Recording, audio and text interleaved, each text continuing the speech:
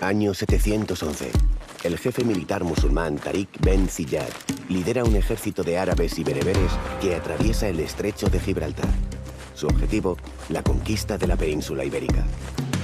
Al-Ándalus fue el territorio que en la península ibérica estuvo bajo dominio islámico durante la Edad Media. Eso es el siglo VIII, el siglo en el que se inicia un despegue cultural en Al-Ándalus. Al-Ándalus sí que aportó una huella indudable a medio y largo plazo. Hubo un desarrollo científico en Al-Ándalus que permitió el desarrollo tecnológico, y esto fue gracias a la ingeniería, sobre todo. Hace más de 1000 años, bajo el gobierno omeya en Al-Ándalus, se produjo un gran florecimiento científico. Multitud de sabios encontraron la posibilidad de desarrollar sus conocimientos en aquella península dominada por los musulmanes. Una de esas mentes privilegiadas era Abbas ibn Firnas. Muchas de las ideas de este sabio andalusí están ligadas a diferentes ramas de la ingeniería. Abbas Firnas fue un andalusí que nació en Ronda, en la provincia de Málaga, en el 810. Provenía de una familia bereber y fue un gran estudioso de andalusí. Era un gran amante de los libros y de la cultura. Era un adelantado a los sabios renacentistas. Trataba absolutamente todo el conocimiento de la época. Y estamos hablando del siglo IX, mucho antes de Leonardo da Vinci. Desarrolló una serie de inventos, como por ejemplo el reloj de agua, al que llamó Almacata. También inventó una esfera armilar. La esfera armilar es una esfera hueca para estudiar el movimiento de planetas y de estrellas. Construyó en su casa una... Pero ¿cuál era el sueño de Abbas Firnas? ¿Con qué quiso sorprender a la sociedad andalusí? ¿Consiguió materializar esa idea que le perseguía durante toda la vida?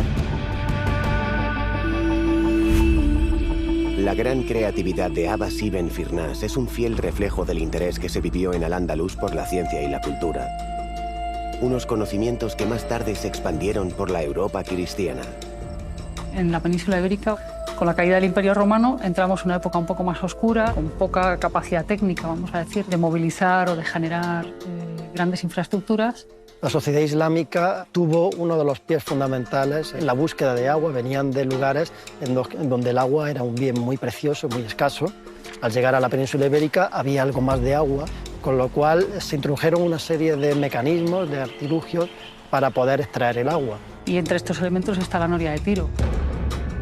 Las norias de tiro o de sangre, aquellas que son movidas por animales y que a través de la fuerza animal logran poner en circulación el agua de los pozos. Una noria como esta podría irrigar más o menos media hectárea con 12 horas de trabajo. O sea, ya estamos hablando de una cantidad significativa comparada con lo que podría hacer el trabajo de un hombre cubo a cubo. Hay muchas teorías sobre el origen de la noria de tiro. Lo que sí se sabe es que la noria que llegó aquí a la península ibérica fue a través de agricultores sirios que llegaron en el siglo VIII. Además de proveer de agua a las sedientas tierras de una parte de la península, las norias de sangre extraían otra sustancia muy apreciada en la sociedad andalusí. La noria de Salices de la Sal, en las salinas de San Juan, donde estamos ahora, se utilizaba para bombear salmuera y esa salmuera pues, producir sal. La producción de sal, gracias a la noria de tiro, se convirtió en toda una actividad, no vamos a decir industrial, pero casi. De hecho, se dice que con la Reconquista, una de las órdenes que dieron los reyes era de no destruir las infraestructuras que habían dejado los andalusíes porque eran muy valiosos para reconstruir el país. Las norias de sangre abastecían de agua y sal a los habitantes andalusíes de algunas zonas de la península ibérica. Los mecanismos que empleaban ya eran conocidos en época romana y sus engranajes los siguen utilizando ingenieros de todo el mundo. Una noria de tiro o noria de sangre está accionada por la fuerza de un animal, que accionaría el mecanismo de la rueda horizontal o rueda padre, que mediante los dientes haría girar la rueda madre. Bueno, pues mediante este giro se podía elevar el agua que estaba en el pozo. Este paso de una rueda horizontal a vertical fue una de las grandes aportaciones tecnológicas, tanto en Al-Ándalus como fuera de la península ibérica. Pues estas norias en pequeñito, por ejemplo, es lo que podríamos ver en el mecanismo de subir nuestra persiana en casa todos los días, ¿no? Porque hacemos fuerza en un sentido y la transmitimos en otro. Pero también lo vemos con el rotor de un helicóptero, por ejemplo.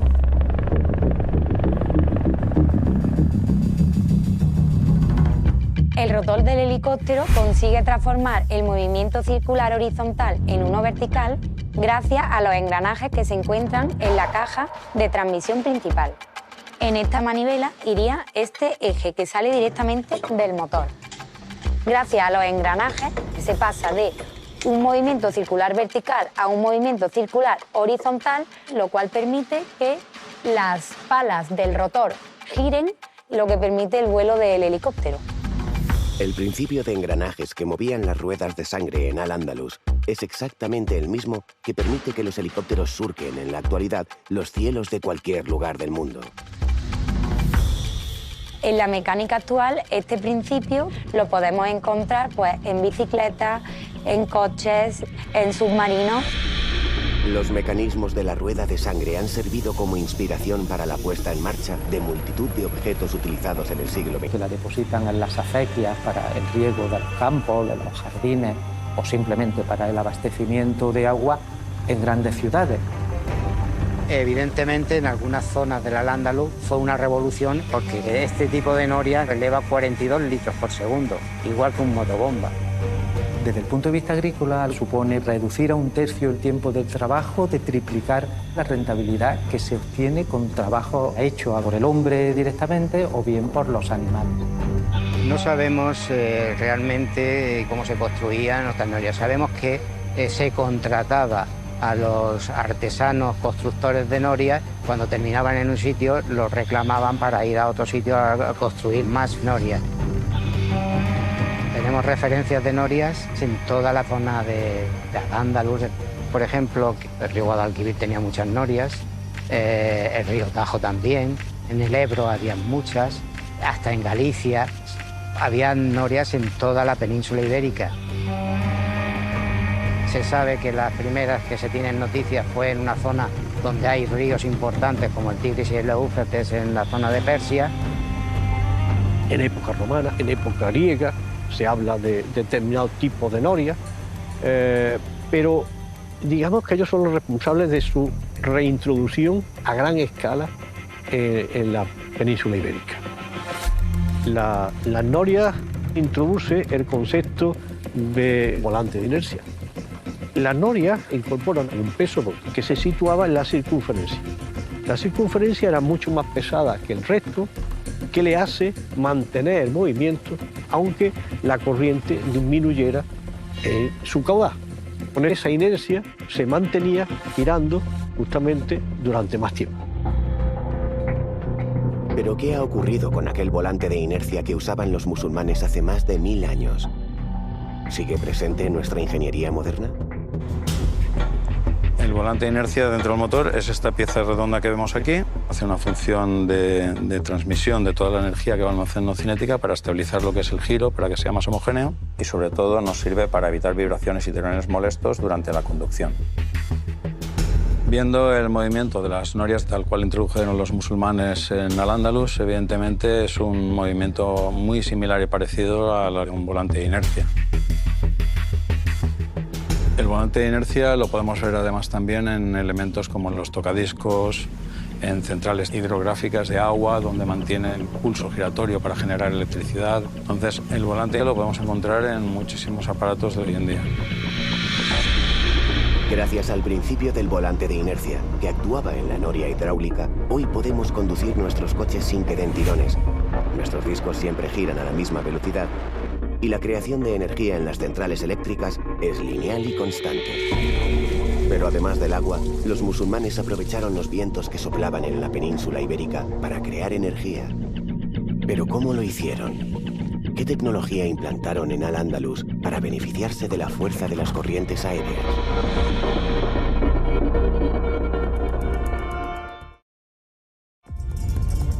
Durante los más de 700 años que estuvieron los musulmanes asentados en la península ibérica, la energía hidráulica jugó un papel fundamental en el desarrollo y eficacia tecnológica de la sociedad andalusí. en el campo del aprovechamiento de la energía hidráulica. Se podría decir que esta tuvo un papel fundamental en crear un primer tejido industrial. Gracias a la implantación de estas y otras tecnologías, los musulmanes pudieron desarrollar la elaboración de nuevos productos. ¿Pero qué fabricaban? ¿Existen aún vestigios de aquel tejido industrial andalusí? Las aceñas son los molinos del río. Son los primeros edificios relacionados con agua. Hablar de aceña es hablar de las máquinas que proporcionaban el aprovisionamiento de harina. Permitió el desarrollo de los batanes, es decir, de esos mazos que golpean los paños de lana, permitió el desarrollo de los molinos de papel y, por lo tanto, la fabricación de papel en Al-Ándalus, permitió el desarrollo de las ferrerías o de los martinetes, donde el hierro, el cobre se golpea también por medio de la energía hidráulica. La aceña no solamente va a ser una actividad de tipo artesanal, de tipo preindustrial, sino que va a ser además espacios de relación humana, relacionado posiblemente con los oficios. Pues, por ejemplo, el molinero pues tenía a su cargo pues otra gente dedicada a lo que es el aprovechamiento de la harina. Había carpinteros para las constantes reparaciones de las ruedas y los mecanismos. Y no quiero exagerar, pero 50 o 60 personas seguro que estaban aquí todo el día cerca. O sea que esto era un bullir de gente. Y al final el aprovechamiento hidráulico supuso triplicar la rentabilidad, permitiendo generar unos excedentes que a su vez permiten liberar a una buena parte de la población de atender a las necesidades de la vida del trabajo y que por lo tanto está liberando a esa población de las grandes ciudades para dedicarse al desarrollo de actividades culturales, de actividades científicas o artísticas. El agua de los ríos que movían las norias y las aceñas permitían aumentar la producción agrícola y fabricar productos a una escala mayor. Pero, ¿solo se valían del agua? Llegaron a utilizar otra energía natural para ponerla al servicio de la agricultura y de su primitivo tejido industrial. El mismo fundamento, sacar agua de un pozo, también se hizo con los molinos de viento. Y en este caso la energía la aportaba el viento, no la aportaba un animal. Realmente esta es una innovación que sí que parece proceder directamente del mundo persa y haberse desarrollado a través de Al-Ándalus. El gran uso de la energía eólica durante la época medieval ha sido el aprovechamiento del viento para hacer girar unas velas, unas aspas, con un eje, una rueda dentada, y entonces que se produce un cambio del movimiento rotatorio en un movimiento circular y su aplicación directa a la molturación del grano y a la producción de harina. A partir del siglo XII, siglo XIII, existe un proceso de expansión del aprovechamiento de la energía eólica por la España cristiana. Los molinos de viento siguieron vivos en la península ibérica. En España y Portugal existen numerosas pruebas de que durante siglos se utilizaron estos gigantes movidos por la energía eólica. Es a mediados del siglo XV cuando empiezan a surgir los molinos de viento de La Mancha. Y estuvieron presentes casi hasta finales del XIX. Es a finales del siglo XIX cuando empieza a buscarse la aplicación de los molinos de viento en la generación eléctrica. Nos encontramos en el Parque Eólico de Breña, que se encuentra dentro de un complejo formado por 4 parques que suman total de 105 turbinas, que serían capaces de cubrir la demanda energética de más de 120.000 hogares. Podemos decir que se parecen bastante los sistemas. Por ejemplo, el sistema de orientación de la turbina hacia el viento. En los antiguos molinos de La Mancha se conseguía moviendo lateralmente un palo de gobierno con la ayuda de animales o de forma manual. Y en la actualidad esto se consigue a través de un sistema de control automático que mediante unos sensores ambientales y un grupo de motores es capaz de orientar la turbina de la mejor manera y la más eficiente hacia el viento. En la actualidad la energía eólica es la segunda tecnología del sistema eléctrico español. Podemos decir que el aprovechamiento del viento que comenzaron los musulmanes sigue presente en nuestros días. Las tecnologías que empleaban el agua y el viento posibilitaron un impulso económico que repercutió en el desarrollo intelectual de Al-Ándalus. De esta manera, a partir del siglo IX empiezan a aparecer grandes figuras de sabios. Entre ellos se encuentra Abbas ibn Firnas, inventor y precursor, cuya trayectoria sigue causando admiración en la actualidad. Ben Firnas tocó muchos campos de conocimiento y uno de ellos fue la fabricación de vidrio. El vidrio era hasta entonces un monopolio de Oriente. Se hacía en Siria, se hacía en Egipto, y él encontró la forma de fabricarlo aquí. Para fabricar vidrio solo hay que tener arena, sílice, rocas ricas en sílice, que es lo que él utilizó, e impulsó grandemente esa industria aquí en Al-Ándalus. A Abbas ibn Firnas se le atribuye la introducción de la fabricación del vidrio en la península ibérica. Aquellos conocimientos musulmanes siguen presentes en España, uno de los mayores fabricantes europeos de vidrio. Pero el legado de Abbas ibn Firnas va mucho más allá. Durante años persiguió un sueño que en su madurez fue capaz de realizar. Un sueño que ha servido como inspiración a la ingeniería durante siglos.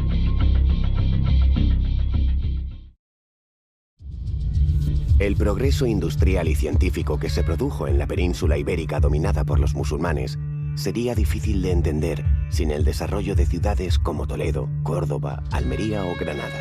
Los emires y califas andalusíes sabían que el agua era esencial para el crecimiento y prosperidad de estos núcleos urbanos.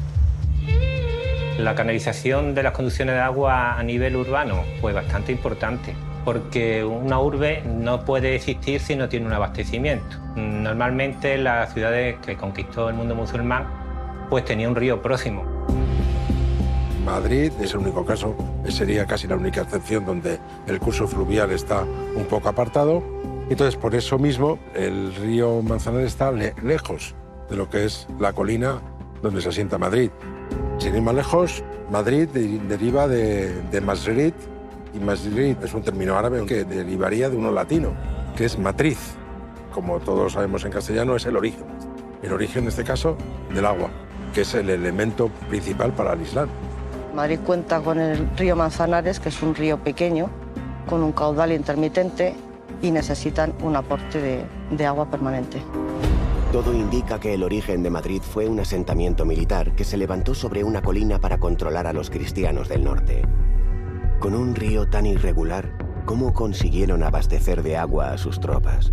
¿Qué tecnología utilizaron para que aquel emplazamiento militar se convirtiera en una ciudad?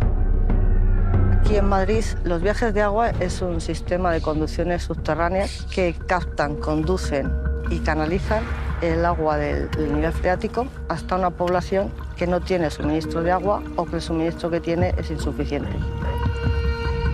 Esta tecnología no existía previamente aquí en la península, es parte de la cultura que traen de Oriente el mundo andalusí. Estos viajes de agua, o canats, como se llamaban en Al-Ándalus, ¿se olvidaron con la conquista cristiana? Nos encontramos en el Arca Vieja de Amaniel. Este viaje se construye en el siglo XVII y da servicio al Palacio Real. Este sistema se mantiene durante toda la Edad Media y la Edad Moderna. Felipe III, aparte de este viaje, construyen los 5 viajes principales de Madrid. Lo que te permite un viaje de agua o lo que es un canal es un agua más limpia, más pura, que viene, si es posible, de la sierra, está filtrada, con menos impureza. Y a partir de ese momento la población de Madrid empieza a crecer desmesuradamente. Hay que pensar que hasta no se hace el canal de Isabel II, en el siglo XIX, el único sistema de abastecimiento de agua que tuvo Madrid era los viajes de agua. Las obras hidráulicas que los musulmanes construyeron en Madrid continúan sorprendiendo a los investigadores. Precisamente estamos ahora en el sitio, escasamente 10 metros, de donde se ha encontrado el que creo que es el viaje o canal de agua más antiguo que tenemos en esta ciudad. Es curioso que tenía este viaje 10 metros de longitud, un ancho como de 80 centímetros, estaba formado de mampuestos para que el agua se fuera depurando para poder ser limpiado cuando las autoridades lo consideraran necesario. Gracias a las norias hidráulicas y a los canals, algunas ciudades de la península ibérica disfrutaban de agua potable. Pero ¿en qué lugares se almacenaba el agua que se consumía diariamente? Un aljibe, sobre todo, es un lugar para almacenar agua. La idea es que cuando no hay agua, tener la posibilidad de poderla tener y sobrevivir. Y además lo proteges de la degradación que pueda sufrir ese agua por los agentes externos y al mismo tiempo la mantienes de una manera más fresca, de una manera más fácilmente obtenible. El aljibe suelen estar bajo tierra o puede estar en un mismo edificio, pero que esté protegido al sol. La traída de estas aguas a las ciudades era principalmente para la aristocracia, para la nobleza musulmana. No era tanto para el pueblo. El pueblo pues, se apañaba pues, con pozos. Muchos de los aljibes se utilizaban en pequeños rituales asociados a la religión, como por ejemplo el ritual de las abluciones que se realizaba en las mezquitas. Esta forma de acumular agua se mantuvo vigente durante siglos, pero al parecer este sistema no se ha perdido en el tiempo. En la actualidad estos sistemas de almacenamiento del agua pluvial para después utilizarla pues está también vigente y hace uso de esos mismos principios, de crear una serie de depósitos subterráneos en el que los utilizas para acumular agua, pero encima puedes construir cosas, con lo cual el que estén enterrados por todas esas cuestiones es una característica que muchos de ellos tienen. El agua corriente fue uno de los grandes impulsores del desarrollo de las ciudades andalusíes. Fue en estas urbes donde a partir del siglo IX se comenzó a vivir un esplendor científico y cultural que marcaría una época. Mentes prodigiosas como la de Abbas ibn Firnas encontraron en Al-Ándalus el lugar perfecto para desplegar todo su talento. Abbas Firnas fue un gran estudioso, consiguió, gracias a sus conocimientos de poesía y de astrología, consiguió entrar en la corte de Mohamed I. Él consiguió ser poeta astrólogo, con lo cual tenía, como digamos, dos sueldos por parte del califa. Farnás trajo al andaluz las tablas de Singid, que eran unas tablas astronómicas que fueron muy importantes para el desarrollo de la astronáutica en Europa. Trataba absolutamente todo el conocimiento de la época, pero no obstante tuvo también un gran sueño. Además de intentar hacer realidad el sueño que persiguió durante toda su vida, Abbas ibn Firnas quiso hallar la solución a un problema que los musulmanes arrastraban desde los inicios del Islam. Al-Ándalus fue un eslabón importante en la transmisión de esta tecnología que gozó de gran repercusión en Europa. La tradición de los autómatas sigue vigente en España. Existen empresas que han convertido estos conocimientos andalusíes en su principal vía de negocio. Los autómatas son bastante laboriosos y complejos de realizar. Entonces, lo que procuramos es desarrollar la tecnología más simple posible para asegurar su funcionamiento durante más tiempo. Pero aún así, son complejos. Los clientes finales de los autómatas ahora mismo son principalmente las instituciones públicas, ayuntamientos y demás. Sirven para atraer el turismo, pero también esto sirve para que lo disfrute la mayoría de la gente. La relación de los autómatas actuales con los de Almuradi del siglo XI es que al final los personajes son los receptores del movimiento y lo que más llama la atención. También se utilizan algunos sistemas parecidos como poleas, cuerdas, pero las diferencias son muy grandes, pues ahora se utilizan motores y muchos conocimientos de electromecánica. Los autómatas creados por los musulmanes han llegado hasta nosotros gracias a libros que han sobrevivido al paso de los siglos. Quizás sin estos escritos, la robótica sería muy diferente a la que hoy conocemos. Podemos decir que los autómatas son los antepasados de los robots de hoy, en el sentido de que pueden ejecutar una secuencia de acciones preprogramadas. La mayor diferencia entre un autómata y un robot es que el autómata es como algo preprogramado y no tiene mucha flexibilidad en lo que hace. Se repite lo mismo una y otra vez. Mientras que un robot, sobre todo los robots de nueva generación, es un robot que consigue con los sensores cambiar su manera de actuar. En la actualidad, los movimientos de estos robots son cada vez más perfectos y precisos. ¿Pero qué mecanismos utilizan? ¿Alguna de sus piezas nos recuerda a las que se empleaban en los autómatas andalusíes? Los robots de hoy, sobre todo desde el punto de vista mecánico, aprovechan algunas ideas que fueron introducidas con los autómatas, que usaban poleas para generar movimiento y transmitirlo, pero ahora tenemos sistemas electromecánicos que permiten hacer cosas mucho más avanzadas respecto a lo que podían hacer mecánicamente los autómatas. Además de los autómatas, Al-Muradi también se interesó por lo que ocurría en los campos de batalla. Diseñó ingenios militares, que son una importante contribución en el desarrollo armamentístico. En Al-Ándalus era primordial contar con un vasto y sofisticado ejército para aguantar la presión de los reinos cristianos. Pero en el siglo XIV se introdujo un material llegado del Oriente Lejano que cambiaría el arte de la guerra para siempre.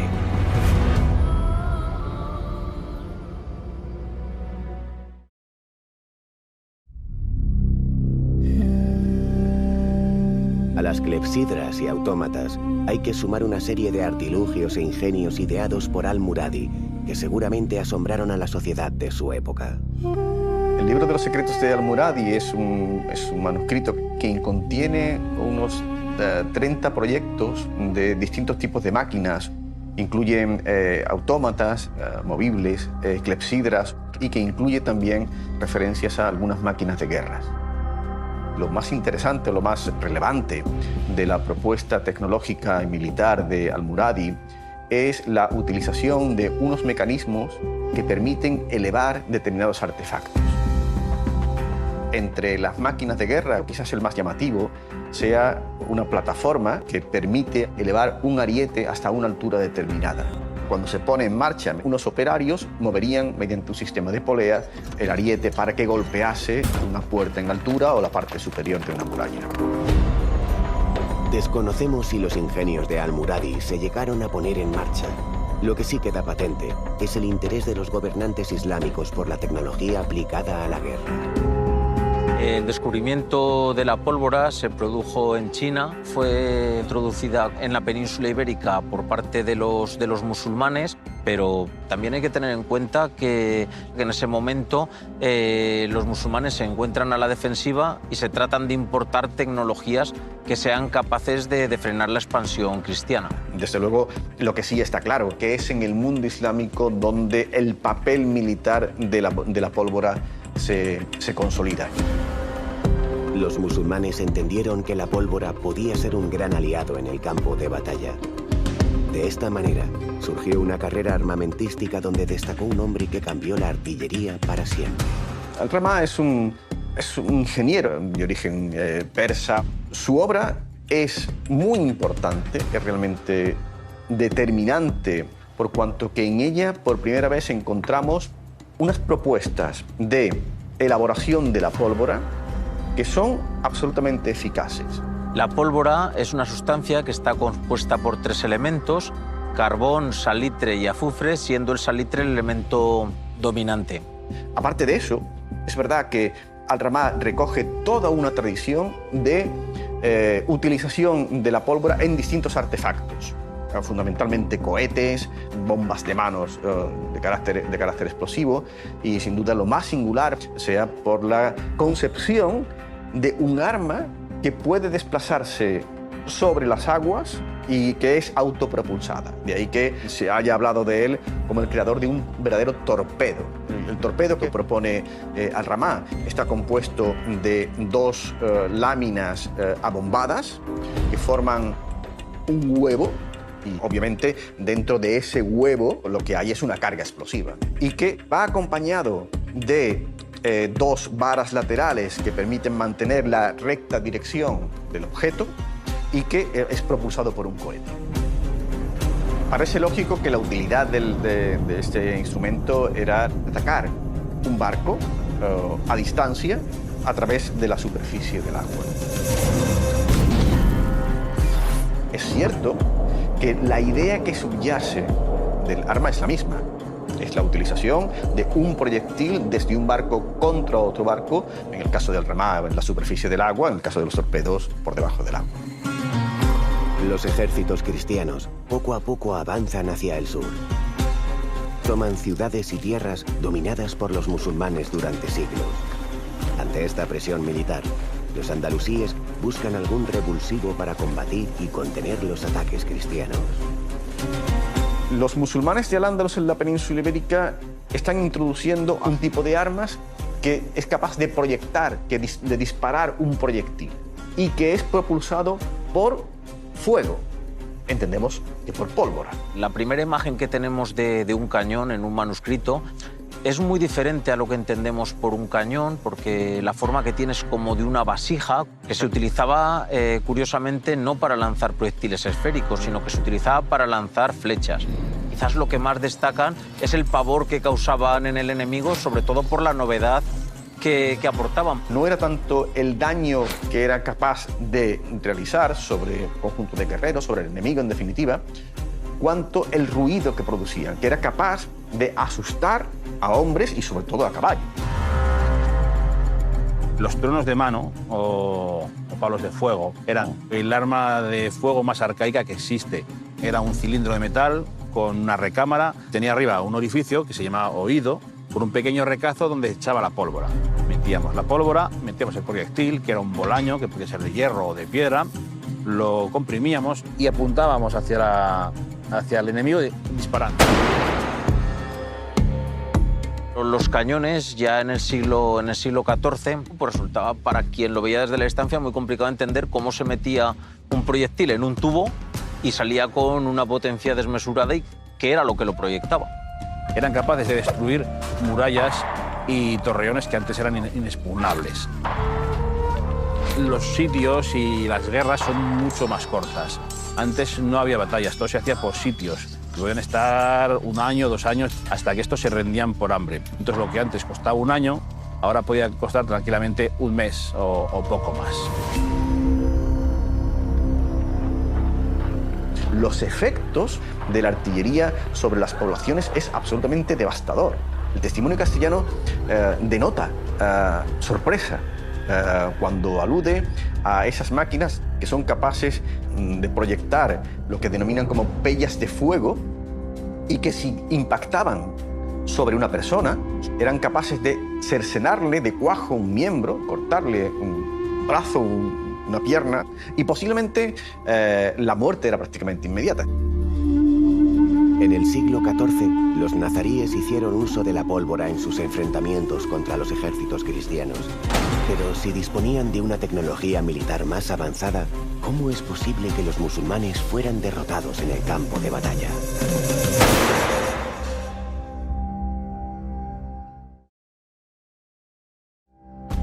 El 2 de enero de 1492 se puso fin a casi 8 siglos de reinado musulmán en la península ibérica. Pero ¿qué ocurrió para que sus tropas, que contaban con avanzadas armas de fuego, perdieran la guerra contra los cristianos? Es verdad que la tecnología de las armas de fuego fue introducida por los musulmanes, pero también es cierto que muy poco tiempo después esa tecnología también estaba en manos de los reinos cristianos. ¿Cómo se las ingeniaron los reyes cristianos para hacerse con unos secretos tan importantes para los intereses musulmanes? Claro, evidentemente si el enemigo tiene una tecnología mejor que la tuya, intentas copiarla. Quizás en el caso de la pólvora es más complicado copiar porque tienes que tener las proporciones y probablemente debió producirse pues, por algún tránsfuga que se cambió de bando y explicó esa receta. Con la entrada en el poder de los reyes católicos se creó toda una industria armamentística. En Medina del Campo se creó una factoría que se dedicaba a fabricar solamente artillería. Se invirtió mucho dinero y mucho tiempo desde el bando cristiano en evolucionar estas armas. Hubo una industria que tanto las piezas de artillería como las piezas de mano evolucionaron. Eso quiere decir que si en alguna década de principios del siglo XIV los musulmanes han podido disfrutar de una superioridad tecnológica sobre Castilla, esa superioridad duró muy poco tiempo. En la Guerra de Granada es donde se puso de manifiesto el poder de la artillería y donde se consiguió tener una superioridad tecnológica sobre los enemigos musulmanes. Las fortificaciones del Reino de Granada se habían hecho para otro tipo de guerra muy diferente. adaptadas para contrarrestar otro tipo de máquinas. Claro, proyectiles de varios cientos de kilos y golpeando en el mismo punto, pues tenían una capacidad de destrucción bastante considerable. Y esa es una de las claves del éxito de los Reyes Católicos en Granada, la artillería, sin duda alguna. Sí que es paradójico que las tropas musulmanas fueran derrotadas por las tropas cristianas utilizando un invento que ellos habían introducido.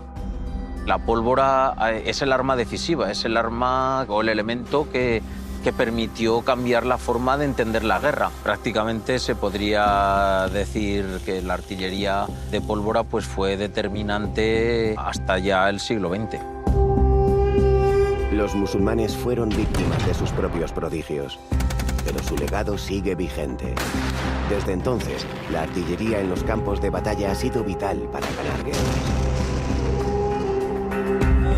Además de la técnica de uso militar, muchos de los sabios andalusíes cultivaron toda clase de conocimientos.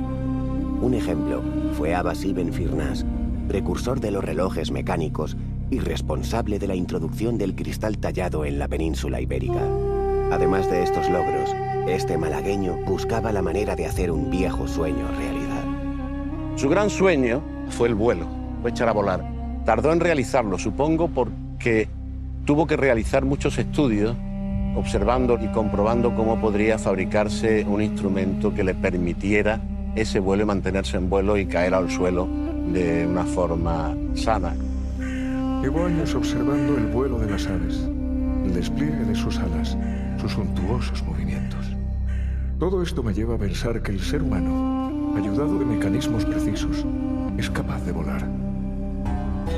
Finalmente, cuando Ben Firnas contaba ya 65 años de edad, consiguió construir algo que podría estar entre la forma de un parapente, pero con una estructura de madera envuelta en seda y adornada con plumas de ave. Para volar, Ben Firnas se va a unos 3 kilómetros de Córdoba, a una almunia que se llamaba La Ruzafa. Esa almunia está en una pequeña elevación cercana a Córdoba y utilizó esa pendiente de esa colina para iniciar el vuelo. No tenía que salir desde una gran elevación que peligraría el momento de caer.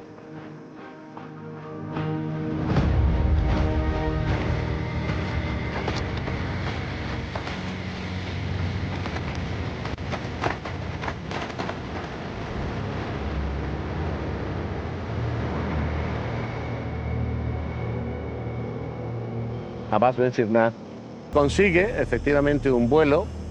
La duración del vuelo fueron 10 segundos, pero no se considere que es muy poco tiempo porque el primer vuelo real de un avión con motor fueron 12 segundos, o sea que la diferencia no es tan grande. Ben Firnas debió de hacer ese vuelo para asombro de sus conciudadanos, pero consigue caer de una forma un poco catastrófica. ¿Cómo fue el aterrizaje? ¿Consiguió sobrevivir al impacto contra el suelo? El aterrizaje fue un poco duro porque se rompieron las piernas. El fallo fundamental que cometió Abbas Firnas fue porque no se fijó en los pájaros que aterrizan con la cola, se desestabilizó completamente a la hora de aterrizar y claro, se dio el gran batacazo por no llevar cola. Pero Abbas Ben Firnas fue el primer hombre que consiguió volar de una forma científica, es decir, el primer vuelo de la humanidad. Abbas Ben Firnas fue un adelantado a su época. Se le puede comparar perfectamente con Leonardo da Vinci, que se inspiró seguramente en sus diseños con varios siglos de diferencia. Han tenido que pasar más de 1000 años para que la física y la aeronáutica den la razón a este.